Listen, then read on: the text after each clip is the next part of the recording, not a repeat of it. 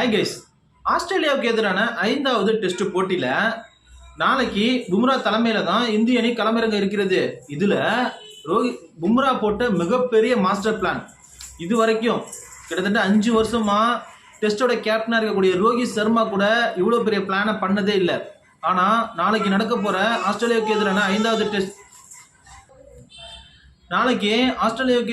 5வது டெஸ்ட் போட்டியில பும்ரா பாத்தீங்கன்னா இந்த மிகப்பெரிய ஒரு மாற்றத்தை ஏற்படுத்தி இருக்காரு. இதனால இந்த டெஸ்ட் போட்டியை கண்டிப்பா இந்தியா வெற்றி பெறும் அப்படின்னும் இந்த கோப்பையை நாங்க தான் கைப்பற்றுவோம் அப்படின்னும் பும்ரா மற்றும் கௌதம் கம்பீர் பாத்தீங்கன்னா தற்போது செய்தியாளர்களை சந்தித்து ஒரு பேட்டியும் கொடுத்திருக்காங்க.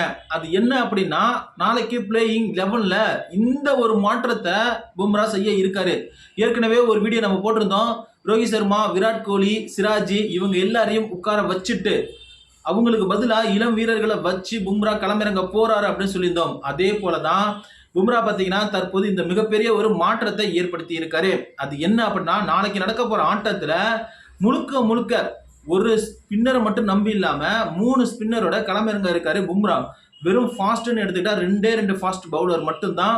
அது யாராரு பாத்தீங்கன்னா பும்ரா மற்றும் ரித்திஷ் ராணா இவங்களை மட்டுமே வச்சு நாளைக்கு பும்ரா பாத்தீங்கன்னா இந்திய அணியை களமிறக்க இருக்காரு. அது மட்டும் இல்லாமல் டாஸ் ஜெயிச்சா கண்டிப்பா நாங்க பேட்டிங்கை தான் எடுப்போம். பேட்டிங் எடுத்து ஒரு வலுவான தொடக்கத்தை கொடுத்துட்டு ஆஸ்திரேலியாவை என்னோட பந்து வீச்சுல நான் கண்டிப்பா நாளைக்கு சுருட்டுவேன்.